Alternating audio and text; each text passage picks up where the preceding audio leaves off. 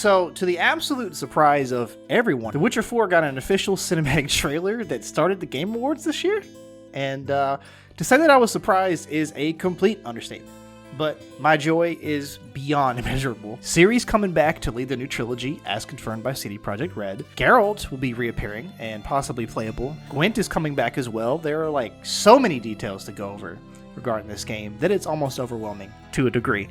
But I digress. The developers at CD Projekt Red are clearly beyond excited to be talking about this game because they have been doing interview after interview after interview, unveiling a lot of interesting details that you should know regarding The Witcher 4. Instead of doing the easy clickbaity route here and just barfing out a bunch of videos to you to pad out the algorithm, I decided to hold off, wait, do some proper research, and look at every single interview and article that I could find to gather what has been revealed about The Witcher 4 thus far. Now, I will be placing timestamps in the description in case you have something in particular you want to hear about. But without any further ado, and the intro out of the way, let's get started because there's a lot to go over. You don't believe in no fate. Every day digging the grave. Stepping up here with the stakes. City of dreams, city of...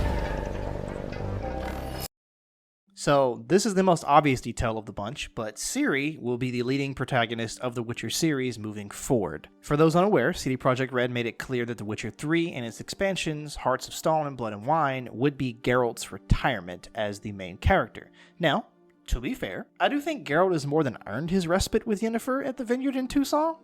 Now, there is a Witcher 1 remake currently in pre-production alongside The Witcher 4, and another unannounced Witcher project coming out as well, so you will still see Geralt around, and the game director Sebastian Kalimba has talked about Geralt possibly being playable in a side quest, and I mean, maybe he'll also end up in an expansion because, let's face it, Geralt still is going to want to go do quests. He's going to want to still go around and hunt some monsters. He's not just going to sit all the time at Corvo Bianco and do absolutely nothing. I think he would probably go stir crazy, and so would Yennefer if we're being honest with ourselves. So, Geralt is for sure going to be around, he just won't be the main character as he has been before. The Witcher 3 set up a pretty beautiful ending where Ciri could become a Witcher based on your choices, and given her upbringing as well as her love of Witchers, she was practically set up for this future, and to be honest, this is what I wanted to see most with this new trilogy.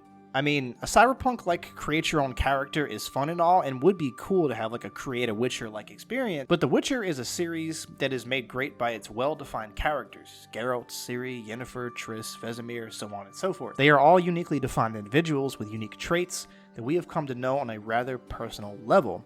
So, it's not impossible to make a new character from scratch, but it would prove rather difficult in the long run, I believe. So maybe they will introduce new characters in The Witcher 4, 5, and 6 that carry over into other sequels or spin-offs, but only time will really tell. Now, another important detail discussed by the game director of The Witcher 4, Sebastian Kalimba, is that Ciri will be the first ever Witcher by choice. So if there was any of you out there thinking that Ciri was going to be forced to become a Witcher, that's really not the case. You know, one of our key elements of this game is that you will experience becoming the Witcher for the very first time, and you will be the very first time the Witcher by choice. Because this is what Ciri loved, this is what Ciri enjoys the most, you know, like spending times in Kaer Morhen when she was like a youngster, right? And, but yeah, she's definitely older and more experienced, but still kind of proving herself, like, you know, dealing with monsters, because what she's doing for a living, she's a professional that hunts monsters in this world, right? And like I just mentioned, in The Witcher 3, there is an ending where Ciri can become a Witcher after surviving the White Frost. Also, if you chose to not romance Yen or Triss, when you get to the Vineyard Corvo Bianco in Blood and Wine, Ciri will actually be the person to come visit you and describe her life as a Witcher thus far. Now, Kalimba has also stated openly in other interviews that this plan of Ciri becoming a Witcher has actually been in the works for over 9 years. Yeah, there was definitely, as Gosha mentioned, I remember like 9 years ago. Yeah, I remember the discussion we had also with Adam Badowski. You know, and when you analyze it, even since then, in Hearts of Stone, Blood and Wine, and even the 10th anniversary of The Witcher, when we precisely made the call to make it in the mansion that he got from Henrietta, to make you feel that he's living there, he put his sword in the mantle, and, you know, he is for sure eating some suppers with Henrietta, but at the same time slaying monsters from time to time because he's there. and it was a very, very kind of conscious call to invite all his friends to this particular match and saying hi to the player, kind of just to cut this distance. There's every single decision, like for example, for what you'll experience on your path to become the Witcher by Ciri, that you will literally experience. So it's not just very, very well thought. So yeah, 9 years ago, at least 9 years ago, we made this call. Now, there will be some of you that are asking questions like, well, what if I chose a different ending in The Witcher 3? Also, Ciri's overpowered.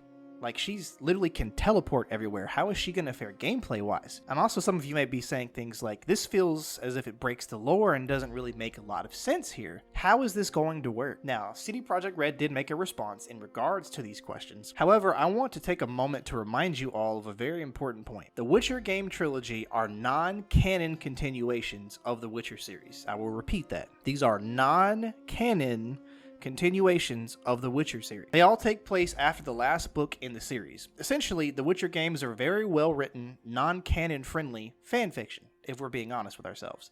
So CD Projekt Red made changes to characters, removed other characters, and added whole new aspects that were not present in the novels. Heck, the story of The Witcher 3 itself, with Ciri taking on the White Frost, is a retcon of the Ithlinne prophecy from the books, which, in the books, prophecy of Ciri taking on the White Frost didn't even have a defined date. It was just a prophecy that was spoken about. However you may look at CD Projekt Red, it is very clear that the writers, the entire team really at CD Projekt Red, are deeply passionate and love this series to their very core. The Witcher 3 is proof of that alone. Now, as I mentioned earlier, some CD Projekt Red officials did respond to these questions. Adam Badowski, who's the head of studio at CD Projekt, stated that, "My dears, if you're wondering how Ciri may be on the path as a Witcher, well, there's the story of The Witcher 4 to tell that tale."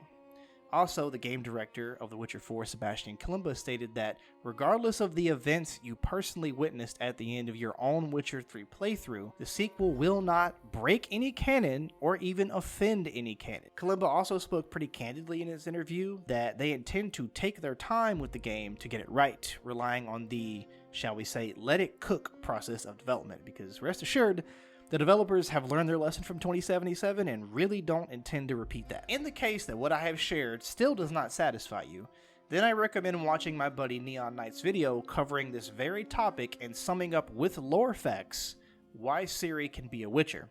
He's a lot more skilled and knowledgeable when it comes to Witcher lore than I am, because I've only read The Last Wish and the beginning part of Blood of Elves, so I still have a lot of room to go when it comes to the lore. So if you want a lore breakdown of how this is going to work, go watch his video. He's really good at that stuff, and he's also just a really cool guy, so make sure to subscribe. Gwent is making a comeback into The Witcher 4 as well.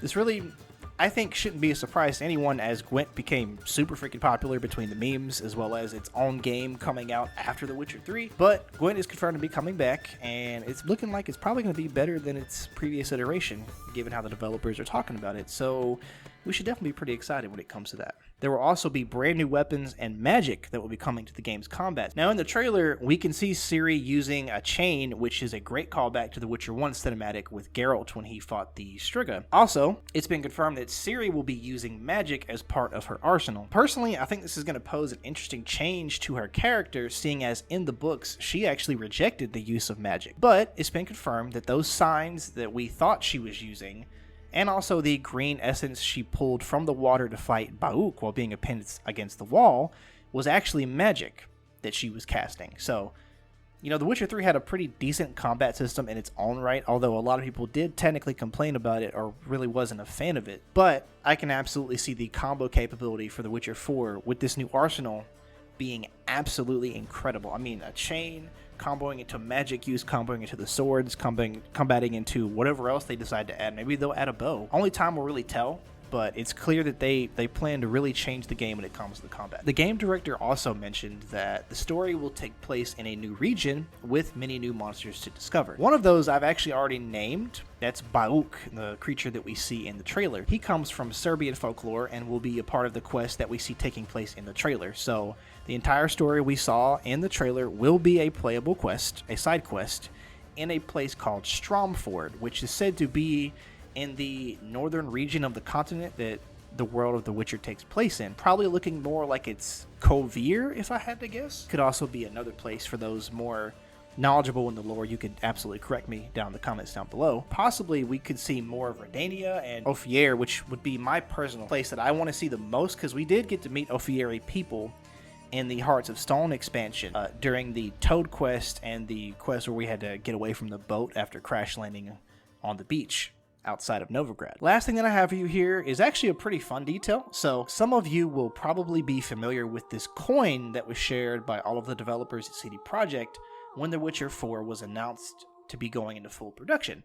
Well, now the other side of this coin has actually been revealed, and its inscription reads as follows: "Days and nights pass and the blood remains the same." If I was a betting man, I would bet that this clearly alludes to Ciri and her elder blood remaining the same despite her taking the trials to become a Witcher. Personally, I have also been guessing that Ciri really wishes to change her fate, so to speak, because even in the trailer during her battle with Bauk, you can hear Bauk tell Ciri to her face that she, quote, can't change fate, she can't change anything. Fate cannot be changed. You cannot change anything. And that seems to really piss her off to the point of committing decapitation.